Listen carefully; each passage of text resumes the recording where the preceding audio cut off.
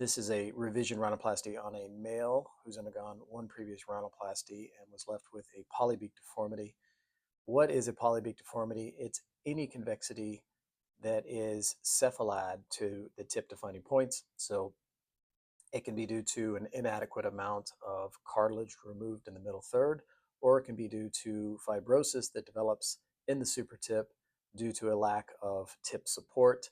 And in this particular case, the patient developed the polybeak deformity mostly due to fibrosis within the supratip due to lack of tip support. He lost projection, and that develops into a soft tissue polybeak deformity, which we'll discover upon opening the nose.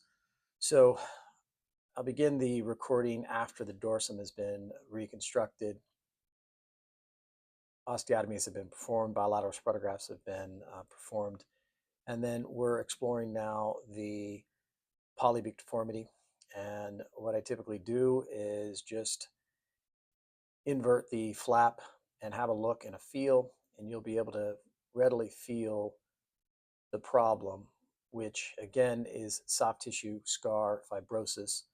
And in order to get correction in these cases, you have to resect this.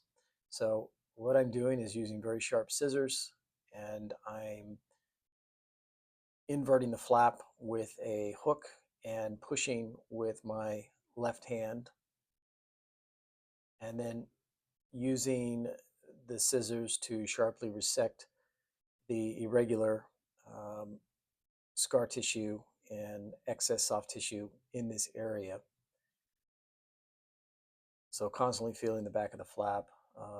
You can repurpose some of this scar and soft tissue for grafts, but oftentimes in these polybeak cases, the patient has very thick skin, so these camouflaging grafts are not typically necessary, but you can repurpose these if you like, or you can just have your assistant suction them free. Now what I'm doing is using the 15 blade to actually incise into the thick fibrous scar tissue that's caused the polybeak deformity. What I then do is basically create a grid pattern using the 15 blade, carefully feeling the back of the flap to judge the depth. You want to be very careful when you do this. What the grid pattern allows you to do is really keep track of the area that you want to dissect, and it allows you to keep a uniform thickness to the flap that remains after you've done your resection. So use the 15 blade to cut into the fibrotic area, and then use this grid pattern as sort of a guide to be sure that you've resected where you want to and to the depth that you want. Again, very sharp scissors are necessary. This will be tough tissue. Your assistant is using suction or forceps to remove the soft tissue that you freed up using the sharp dissection.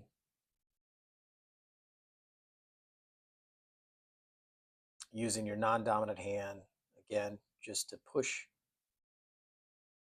the fibrotic tissue into the blades of the scissors, constantly checking for thickness and making sure you're not going too deep, constantly feeling. You'll be able to easily feel where the thickness begins and ends. And here I found a little bit more fibrosis, more cephalically, so I'm just resecting this until I'm happy again with the thickness. I'll check the profile. Now we're starting to see a little bit of a better super tip contour. Again, we don't want any convexities. Even in males, there should be no convexities. Cephalad to the tip defining points. So I've put in bilateral septal extension grafts here, and this is an important point. I've marked this before the case begins, where I want my tip rotation to end up. I mark this at the alar crease, and I'm just remarking this. And it's important to make sure that when you're securing your septal extension grafts to the caudal septum, that the cephalic border of your septal extension grafts align with your mark that you've made preoperatively. This will help you set your rotation. Septal extension grafts, in my opinion, are really best used to set rotation. Projection uh, is is better set with tip-only grafts or shield grafts. So I'll fixate the septal extension grafts with a 27 gauge needle, and then these are 5/0 PDS sutures. You typically start with a figure of 8 suture just to begin the fixation, and then progressively fixate using several horizontal mattress 5/0 PDS sutures, going up and down the grafts, being sure to incorporate the caudal septum with each bite to be sure you've got a good fixation.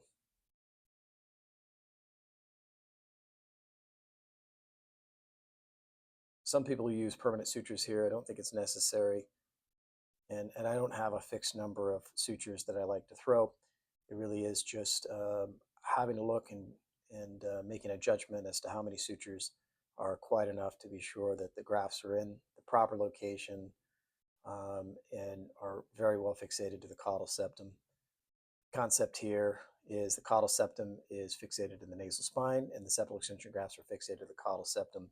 And from there, we've got a very stable platform to construct a good tip support in the midline. Just trimming the excess dimensions of the graft. This is a common problem in revision cases where you have scarring and fibrosis in the scroll region. You have to release this, especially in cases where you need to lengthen the nose. So sharp dissection to expose um, the scroll region, or what used to be the scroll region. It's typically scarred. This allows the lateral crura to move more caudally, which is necessary for nasal lengthening. So we need to get rid of all of this scar, not only to lengthen the nose, but also to improve nasal valve function. Very important to release this scar and resuspend this area um, to the dorsal septum, as I'm doing here. You can see we've already got our spreader grafts in, our dorsum's been reconstructed, but this internal nasal valve area is very important to be sure it's properly released from scar and properly resuspended in order to ensure adequate nasal valve function postoperatively. The other issue here is that if you leave this area scarred and wide aesthetically, you're not going to have a very nice dorsum, especially in the supratip area. So just be sure you're addressing the scroll region in these revision cases. So at this stage, we're going to begin constructing our tip. So my concept relies on marking the turning point of the lateral crura. So even in revision cases, you ought to be able to identify the turning point of the lateral crura. And from there, I typically want the length of the lateral crura from the turning point to my dome fold to be anywhere from 8 to 12 millimeters. In this case, I set it at 11. It's sort of a big male nose. That's an arbitrary number, but you just want to be sure that you've got 11 millimeters, a symmetric distance, an equal distance between your dome fold and the turning point of the lateral crura. This ensures that you have symmetric alar rims. And then I typically would set my dome distance at about 5 to 6 millimeters. And you can see our left dome is really no longer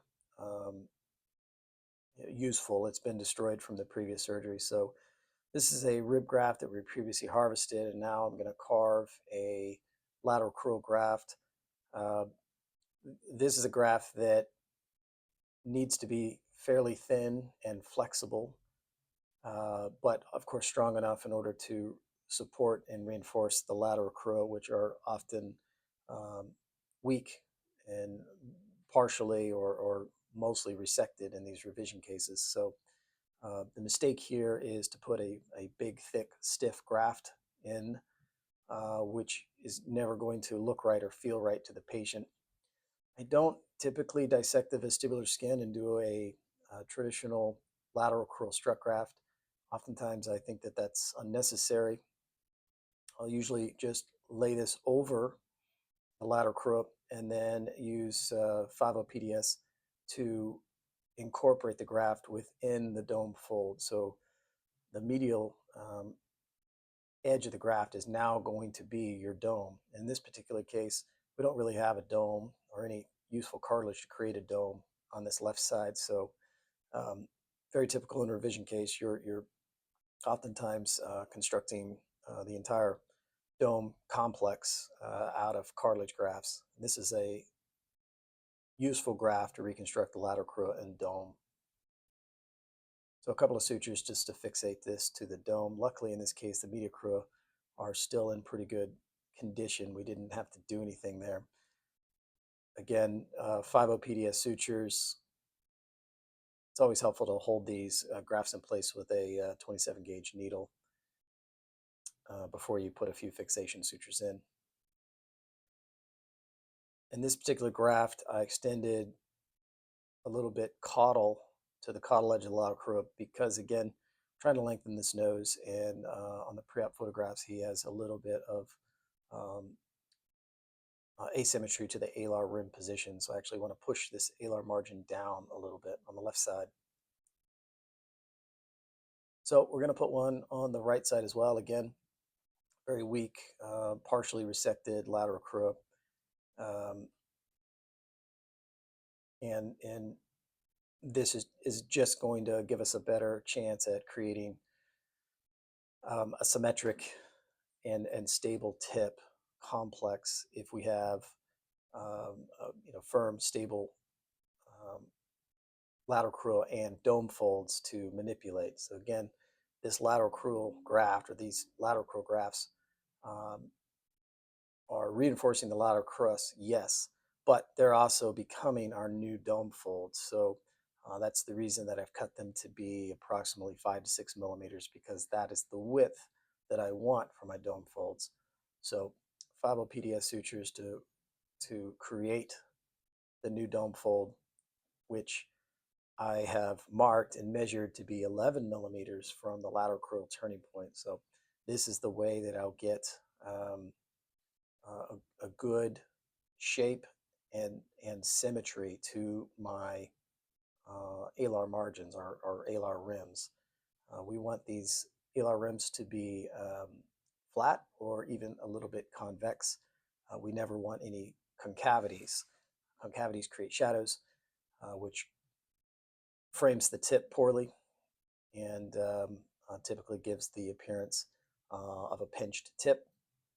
So use these lateral crural grafts not only to reinforce damaged lateral crura, but also to um, help form the dome folds and ensure symmetry in your alar margins.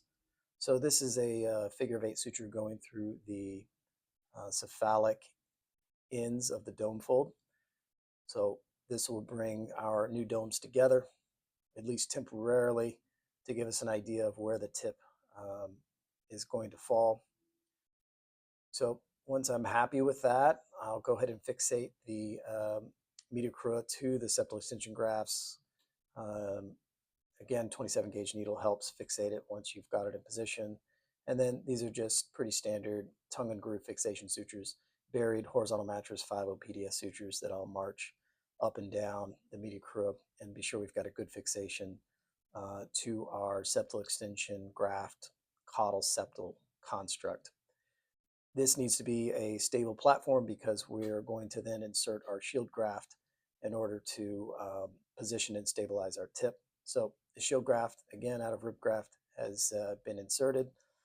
And this is a 5 PDS suture that passes through the shield graft and through the caudal portion of our dome fold. The purpose of this is going to fixate the shield in place, and it's also going to caudalize the alar margin. So watch as this suture goes down, what happens to the dome. It gets pulled into position more caudally, and it helps stabilize the final position of the tip, which is going to be the tip defining points are actually going to be the shield graft, not our dome folds. So it's a different concept. We're trying to get the tip to be formed by the shield graft and not the lateral crura.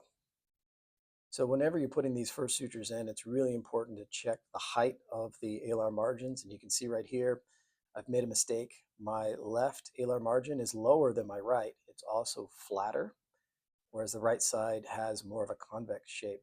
So if you don't recognize this, you're going to drive yourself crazy the rest of the case, wondering where this asymmetry is coming from. So always stop and check and be sure that the position and shape of the caudal margins of the lateral crus um, are symmetric and in good position before you continue. So obviously I'm not happy with this at all. I'll redo this suture, and there are cases where I'll cut the suture out 3 or 4 times. It's really important that you at this stage have got very good symmetry.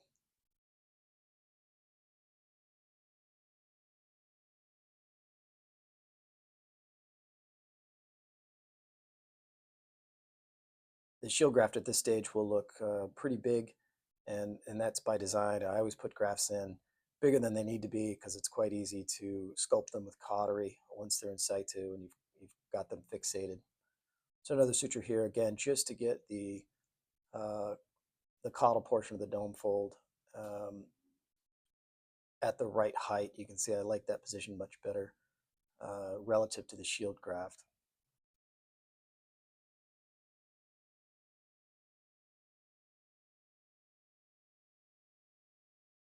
So looking from the top, looking from the bottom.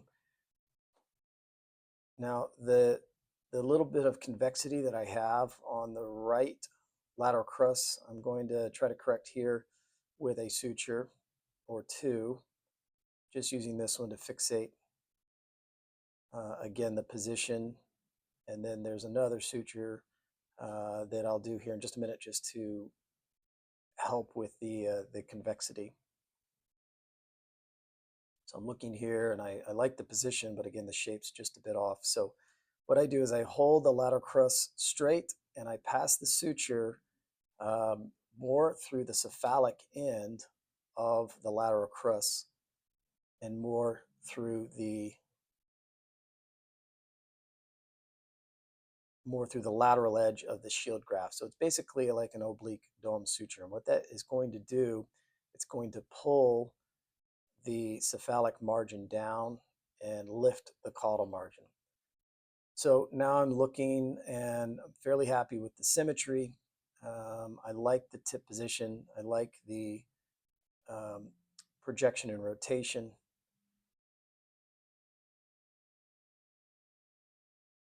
Now I'm just doing some fine tuning of the shield graft. We always want to bevel these edges to make sure they're not visible and not palpable. So using the electrocautery is a very quick, easy way to shape and sculpt these grafts once you have them in place and roughly in a good position.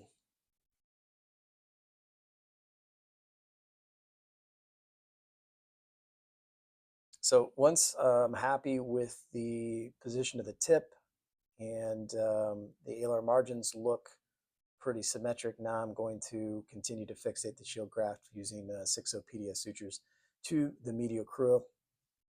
Again, the concept is we've got a stable platform that goes from the nasal spine to the caudal septum to the septal extension grafts to then the medial crural, and then finally the shield graft.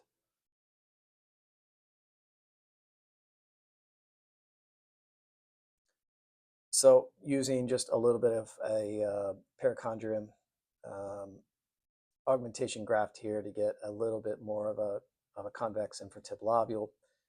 This isn't really for camouflage. He's got very thick skin, so camouflage isn't needed. This is more of just an augmentation graft. So I just pass a suture 6-0 PDS horizontal mattress back and forth through the shield graft to at least fixate the rough position, and then a couple of more sutures just to fine tune the final position and be sure it's stable.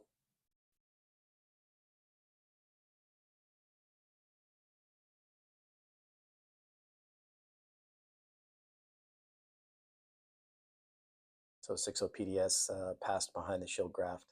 It's a good way to lasso some of these grafts if you intend to augment or camouflage the front of the shield graft.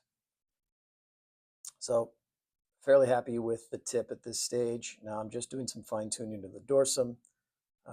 Again, my spreader grafts are in. I'm fairly happy, but you can always go back with the electrocautery and just do some fine tuning to the cartilage portion of the dorsum um, to sort of sculpt your final dorsal height and position.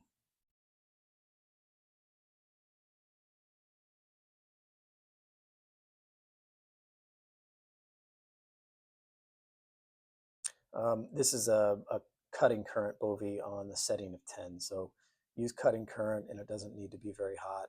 Use a needle point cautery, works very well. So checking the position again, fairly happy with the contour of the columella and infratip. Tip's in good position, good projection, good symmetry of the alar rims, nice dorsum, good symmetry of the tip, nice width, very stable. So now I'm going back and I'm just looking at this fibrotic super tip area. This is another technique you can use. You can actually put the tips of the scissors perpendicular to the flap and snip into the flap. Got to be careful, obviously, always feeling with the back of your non-dominant hand to judge depth.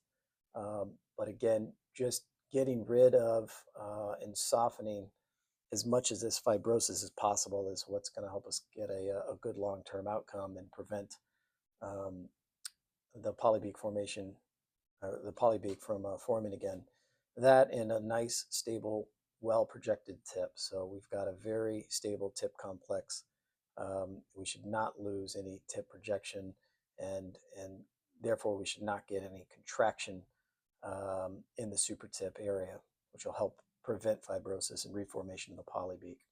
So fine-tuning the dorsum, always feeling, always checking before you decide to close, looking at the tip position relative to your mark that you made preoperatively, and then looking for symmetry and support from the base view. So here's that technique again, pushing the tip of the scissors into the fibrotic tissue, and I feel like there's still another millimeter or half millimeter maybe of soft tissue that I can get out of there of scar. So I use these lines again to help me just be consistent in the thickness of the flap. So I snip into the flap, into the fibrosis um, with these horizontal marks, and then basically snip away what I think I need to remove. Here's an on-the-table post-operative result. You can see a much better dorsum, well-supported and projected tip. We've lengthened this nose. We have projected the tip. We've gotten rid of the polybeak deformity. And we've, at the end of the case, I will infiltrate Kenlog 40 underneath the flap and aggressively tape and cast these noses in the post-operative period to help prevent reformation of the polybeak deformity. So nice, strong, masculine dorsum, much better shape overall. We've improved his nasal function as well. Here you can see a much better shape with the alar margins being slightly convex. They're no longer concave. That's going to help his nasal breathing, and aesthetically it looks more pleasing as well. So hope you enjoyed the case. Drop a comment below.